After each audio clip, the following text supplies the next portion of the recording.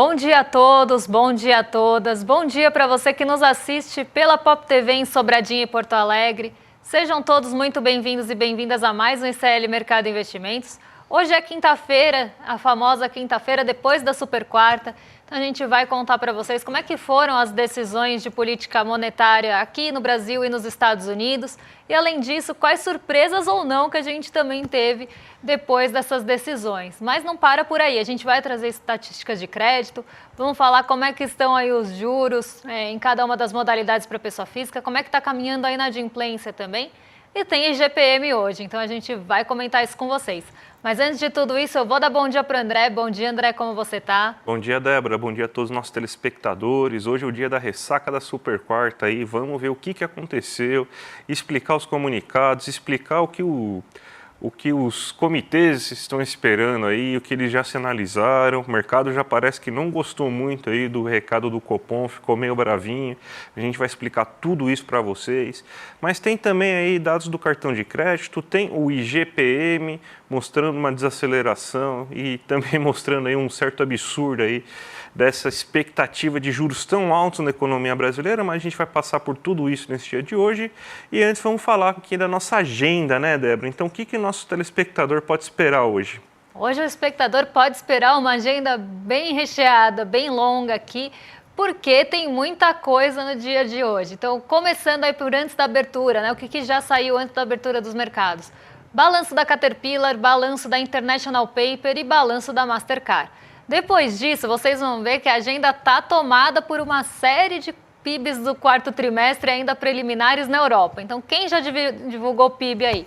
Vamos ver. A França, a Alemanha, a Itália, a zona do euro. Vamos continuar porque tem mais indicadores na sequência. Então, na parte da manhã, como vocês podem ver, a agenda foi tomada por PIBs na zona do euro e na Europa de uma forma geral. Quem divulgou também, México, às 9 horas. Mas nesse intervalo tem outras divulgações importantes. Então, por lá na zona do euro, também teve índice de confiança do consumidor e sentimento econômico.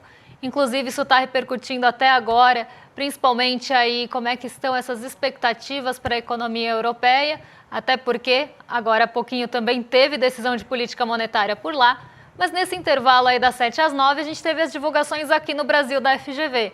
Então, IGPM de janeiro, confiança dos serviços e confiança do comércio. A confiança nesse mês de janeiro ela está patinando um pouquinho, depois a gente vai compilar e trazer os principais pontos para vocês. Ainda teve decisão de política monetária na África do Sul e na zona do euro, como eu já falei. Então, a gente teve divulgação do índice de confiança do consumidor e do sentimento econômico na zona do euro no mesmo dia de política monetária por lá. Então, a Christine Lagarde ainda está falando, ela está no seu pronunciamento, que começou agora às 10h45, falando justamente dessas dificuldades que a Europa, de uma forma geral, vem enfrentando de engrenar a sua economia. Mas antes disso, já teve a leitura a primeira leitura do quarto trimestre do PIB dos Estados Unidos e por lá saiu aquele índice de preços de gastos com o consumo pessoal e o núcleo, mas não é aquele mensal, tá? Esse é o trimestral. O mensal ele sempre sai no dia seguinte, que é o que normalmente o Banco Central acompanha um pouco mais de perto para identificar ali como é que está essa inflação, a questão da renda, para tomar suas decisões de política monetária. Nos Estados Unidos também saíram os pedidos de auxílio-desemprego da semana até 25 de janeiro e vendas de imóveis pendentes devem sair daqui a pouquinho.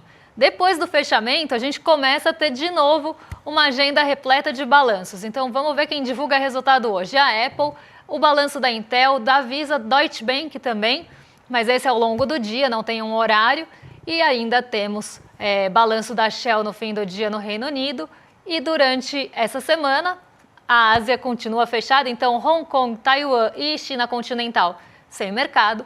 Coreia do Sul também sem mercado por conta do Ano Novo Lunar Chinês. Na verdade, não é o Ano Novo Lunar Chinês, é o Ano Novo Lunar. É que muitas pessoas falam, é o Ano Novo Chinês, mas é o Ano Novo Lunar. Ótimo, Débora. Então, vamos aqui para o Brasilzão falar do primeiro notícia aí, que é o IGPM, que ele desacelerou bastante, ele chegou em 0,27% agora em janeiro, e a desaceleração tem a ver com a desaceleração também, na verdade, queda da taxa de câmbio que a gente observou aí nesse mês de janeiro.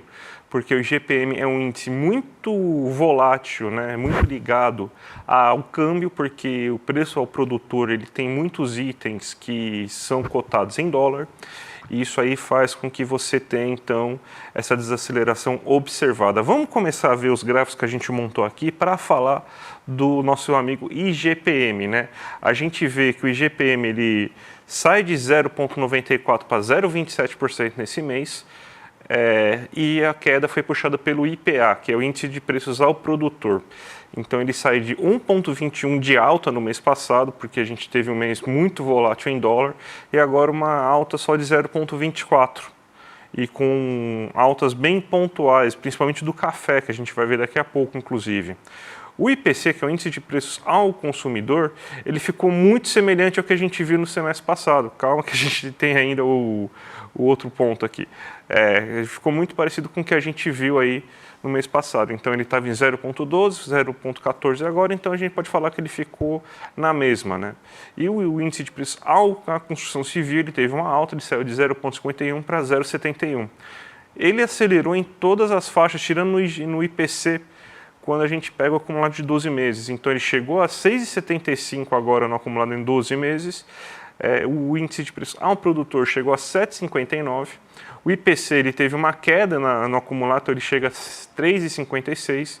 E o INCC ele subiu para 6,85. Agora sim, vamos ver o que fez com que o índice aumentasse, o que o índice caísse, né? Então vamos ver aí quais são os principais componentes. Ó.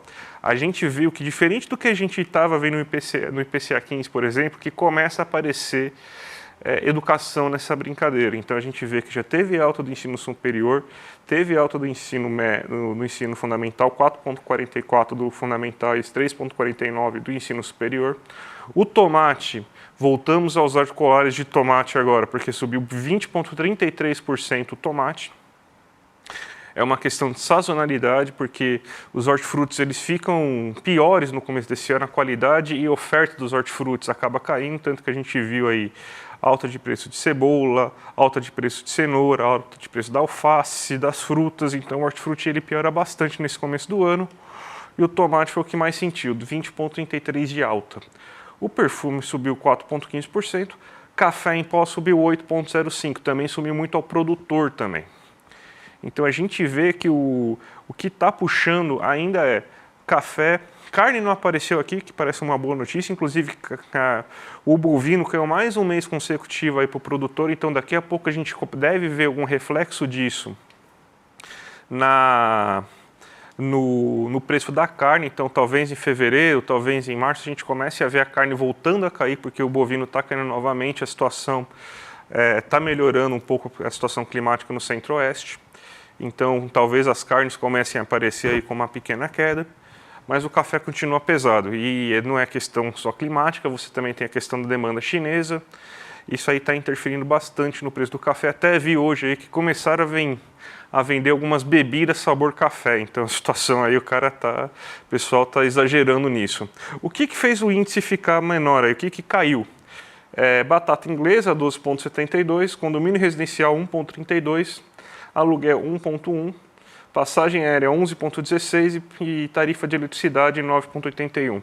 Bem parecido com o que a gente viu no IPCA 15, com a tarifa de energia elétrica sendo o principal responsável pela baixa do IPC, aliás, a tarifa também baixou na época do IPCA 15 e também foi responsável pela baixa do IPC. Então a gente vê aí esse retrato que a gente tem da inflação brasileira começando a ter a sazonalidade do mês de fevereiro, janeiro, fevereiro e março, que é hortifruti subindo, também itens de educação subindo, o café ainda sendo um grande problema, mas a tarifa elétrica dando uma aliviada no nosso bolso, Débora.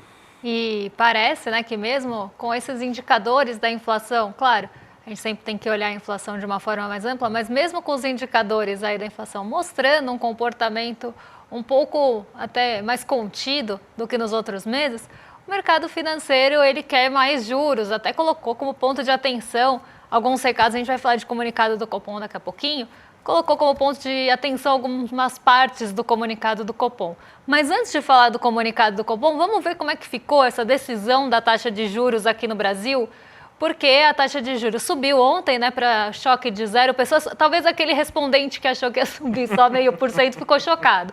O resto não, porque foi cumprido aí o guidance, foi cumprida a sinalização que já tinha sido feita na reunião anterior. Então vamos ver depois desse aumento de 1 ponto percentual que aconteceu nessa reunião de agora e já sinalizada 1 ponto percentual na próxima. Vamos ver como ficaram as taxas de juros aqui no Brasil, né? Vamos ver como ficou depois, a situação depois dessa reunião do Copom. Então aqui a gente tem um histórico bem longo de decisões do Copom, desde lá de 2020, que a gente teve a taxa em 4,25%, depois ela caiu para 2%, ela volta a escalar ali, né, passa por 6%, por 9%, chega a 12%, fica uma boa parte do ano de 2022 em 13,75%, um patamar bem próximo da onde a gente está agora, né, 2022 e 2023, ela começa a ser cortada, chega ali, né, num patamar de 11%,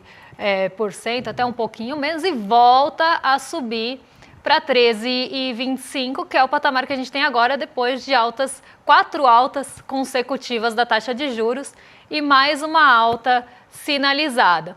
Com essa taxa de juros a 13,25%, que é o patamar que a gente atinge agora, né, e a gente ainda está esperando mais alta, por aí o mercado já está cobrando.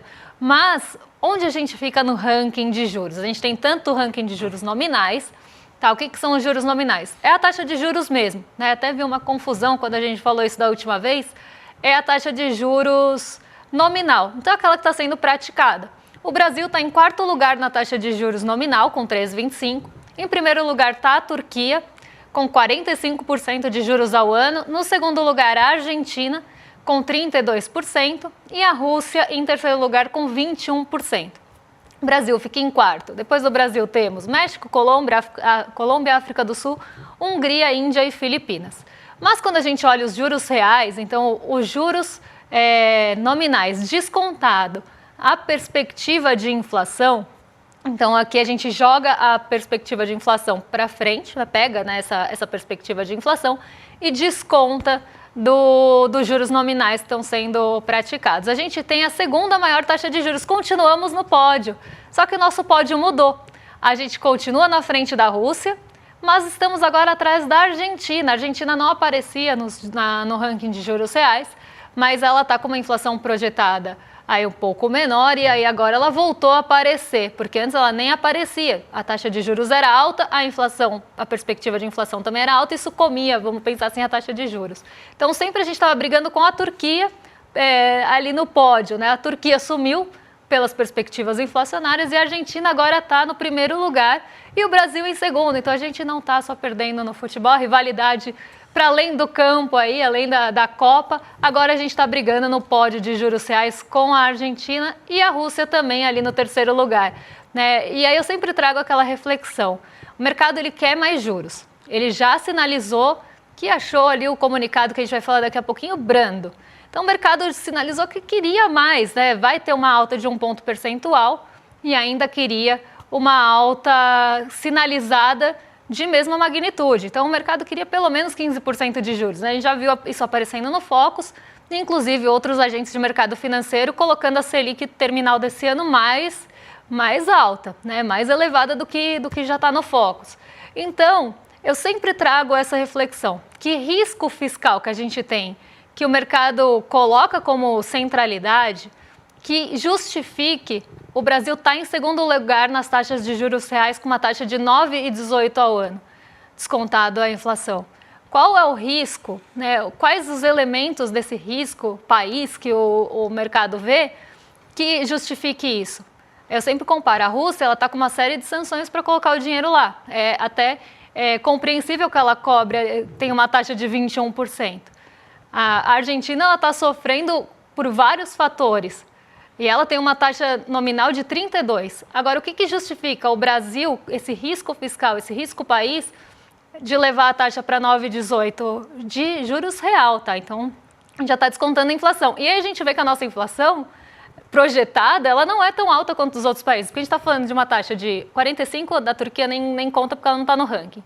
mais 32 da Argentina e 21. Então, nossa inflação ela não é uma inflação tão fora de controle também que precisasse de uma taxa de juros tão alta. Mas o mercado continua cobrando.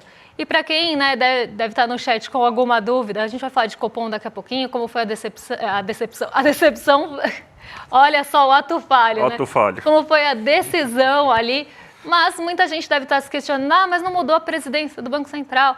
A gente fala daqui a pouco disso com vocês. Mas o que eu acho absurdo mesmo é a taxa estar em 9,18 de juros real, como se fosse esse patamar de juros que a gente precisa ter no Brasil para que os problemas estejam resolvidos, para que a gente tenha uma taxa de juros compatível com o nosso tal do risco país, uma taxa de juros ali que o mercado ainda quer mais. Então, enfim, né, é o retrato de sempre, é um retrato bem doloroso. Eu acho impressionante. Se a gente for pegar nossos semelhantes aqui, Argentina, Rússia, não daria para a gente falar que nós semelhantes, porque estão em situações bem mais complicadas que o Brasil. Mas pega México, Indonésia, Colômbia, mais ou menos por aqui que a gente está, né? Que países que têm um mercado consumidor bem grande, que tem uma inflação girando na casa dos 5% e que tem situações fiscais semelhantes, economias mais ou menos semelhantes. A Indonésia até não está entrando no BRICS agora, mas não sei se ela conseguiu entrar no BRICS, mas estava até tentando entrar no BRICS. Você vê que eles têm taxas de juros bem altas, né, reais, na casa dos 5%. Ou seja, a gente tem uma taxa de juros que é quase que o dobro da deles, sendo que a gente tem países semelhantes, então não faz o menor sentido. Já ia ser para mim um absurdo a gente estar com uma taxa real de juros de 5%, mas a gente está beirando agora 10% de taxa de juros real. Acho que isso nunca aconteceu na história do Brasil, uma taxa de juros de 10% real. É muito elevada, é muito elevada. Talvez lá para 99, quando você começou o regime de metas de inflação, mas mesmo assim você estava falando de uma taxa de juros de 20%, 19%, com uma inflação que estava na casa dos 10%, 8%. Então, mesmo assim, você não estava com esse patamar tão elevado. E hoje a gente está nisso, 13%, 25%. A gente acabou de ver o IGPM, que os grandes problemas lá não tem nada a ver com coisas que a gente consiga resolver com taxa de juros, ou seja, não vai melhorar a produção de tomate, energia elétrica é preço administrado, não tem... Aliás, a energia elétrica até baixou, né? Mas mesmo assim é preço administrado, não tem muito o que você fazer. Outro que também, café, também não vai reduzir a demanda da China por café e melhorar o preço do café do nada. Então você vê que o nosso problema é de uma inflação de oferta e a gente está atacando os juros para reduzir a demanda, ou seja, a gente vai acabar com a febre matando o paciente. Essa é sempre a analogia que eu vou acabar fazendo aqui, porque é basicamente isso. A gente tem que tratar o sintoma certo. Não adianta a gente ficar atacando. Até saiu ontem uma notícia falando que os próprios ortodoxos estão ficando assustados, falando, peraí, eu acho que está começando a aparecer um patamar meio irreal dessa taxa de juros, porque qual que é o limite disso aí para você conseguir frear a economia brasileira? O quanto dessa inflação aí realmente é fruto de problemas aí de demanda muito alta? O pessoal está falando, eu acho que estão começando a exagerar na dose. Então, até o pessoal ortodoxo, liberal, está começando a comprar esse discurso. Quem sabe agora, com os liberais falando, eles ouvem a gente, né? E começam a tomar umas atitudes mais razoáveis. Mas o mercado que já jogou aí para escanteio qualquer racionalidade, parece que nem os liberais querem ouvir, e ficaram bravos com o comunicado, né, Débora? Explica um pouco esse absurdo que foi. Pois é, a gente teve só um complemento, a Indonésia, ela entrou no BRICS recentemente, mas vamos para o comunicado, né? A gente teve o comunicado do Copom, né, depois que a decisão foi tomada, porque por mais que a gente tenha, né, por mais que a gente tenha a decisão já dada, então, tanto aqui quanto nos Estados Unidos, a expectativa era de manutenção lá, a expectativa era de corte de alta aqui. Hoje eu estou cometendo vários atos aqui, falando sem o que eu penso. Mas enfim, a gente teve mais uma alta aqui dos juros, a manutenção lá nos Estados Unidos. E isso, né, já era basicamente esperado, né? A gente viu o monitoramento ontem com praticamente 99% de probabilidade que era isso que ia acontecer mesmo. Mas o que na verdade, queriam ver? o comunicado do Copom e a coletiva do Jerome Powell em seguida. Jerome Powell, ele não mediu palavras ali, ele falou até que poderia subir os juros nos Estados Unidos se achasse necessário, indo ali, batendo de frente mesmo com o Trump. Até perguntaram para ele naquele momento, e o que você achou das declarações mais recentes de Donald Trump? E ele falou, não é o momento de falar disso. E quase ao mesmo tempo, quase concomitantemente, perguntaram para o Donald Trump, o que você achou da decisão de política monetária dos Estados Unidos? Ele falou, também não é o momento de falar disso. Então a gente sabe que tem esse atrito acontecendo lá. Donald Trump quer taxas de juros mais altas e Jerome Powell sinalizou que agora é momento de cautela, que provavelmente virão manutenções e pode até acontecer alta, dependendo de como ficar o cenário por lá. Então isso que era o mais esperado, essa declaração, essa avaliação da mudança de governo e a sinalização do que vem depois. Por aqui, também era isso que era esperado. Então, quando se tem o comunicado ali do Copom, eles querem ver se tem alguma sinalização. Eles, o mercado, os investidores, os agentes financeiros, querem ver se tem alguma sinalização que mostre para onde vai a taxa de juros nas próximas reuniões. Então, a próxima reunião de março, ela já está de março? É março. É março. A próxima reunião de março, olha, gente, hoje é dia 85 de janeiro e eu já tô assim, nem sabendo que dia que eu tô. Hoje, eu sei que hoje é dia 30 porque tem o mapa da mina, porque se não fosse por isso eu ia achar que era dia 90 mesmo. A gente tem ali a reunião de março do Copom já com a alta de um ponto percentual sinalizada. Mas o que eles queriam era saber quais eram as justificativas, que na verdade as justificativas são as mesmas que a gente vê ali nas reuniões anteriores, o olhar para a inflação, é levar a inflação para a meta, enfim, tem uma série de jargões que sempre aparecem nesses comunicados do Copom. Mas o que o mercado realmente queria é saber o que vai acontecer depois de março. E não teve nenhuma sinalização que vai continuar tendo alta na mesma magnitude.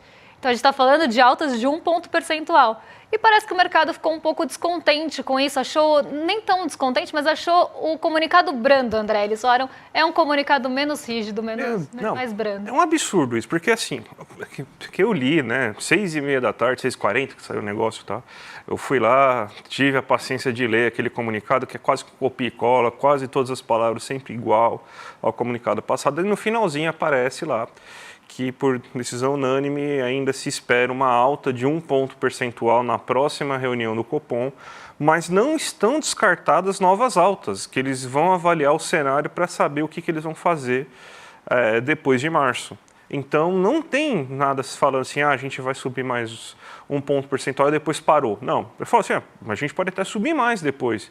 Então você vê aí que o comunicado, ele falou de tudo que o mercado gosta, falou de desancoragem, falou que as incertezas nos Estados Unidos estão maiores, falou que a inflação fechou acima da meta de inflação do ano de 2024, isso precisa ser corrigido imediatamente, falou aí da desancoragem fiscal, que você tem a situação fiscal piorando a dívida pública brasileira e que isso aí precisa ser corrigido, isso aí está pressionando os preços na economia. Falou tudo o que o mercado queria. Mas o mercado parece que ele quer sangue agora.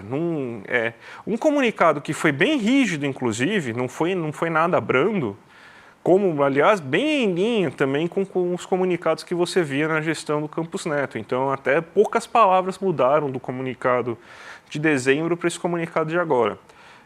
Então, um comunicado bem rígido não foi bem aceito pelo mercado, que achou que estava muito brando, que achou que que o Banco Central atuou de uma maneira meio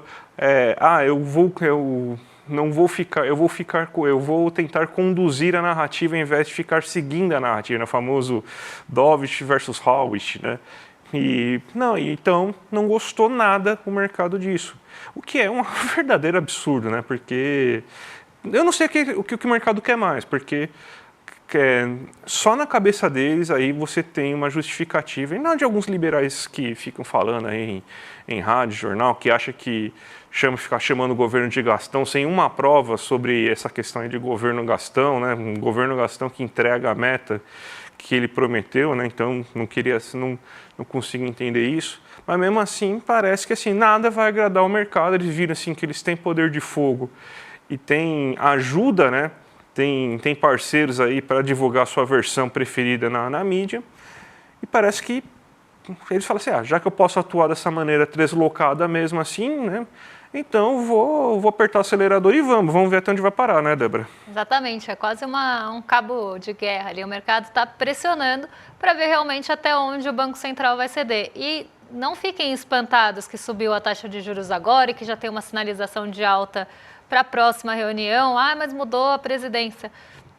Não mudou, assim, de fato ali muita coisa. Se a gente for pensar, claro, tem uma mudança grande. Saiu o Campos Neto, entrou o Galípolo, e Campos Neto ele tinha uma coisa bem presente ali de ficar instigando também as incertezas. Ele colocava mais fogo ali no que já estava incendiando, ele colocava muita pulguinha atrás da orelha do mercado financeiro.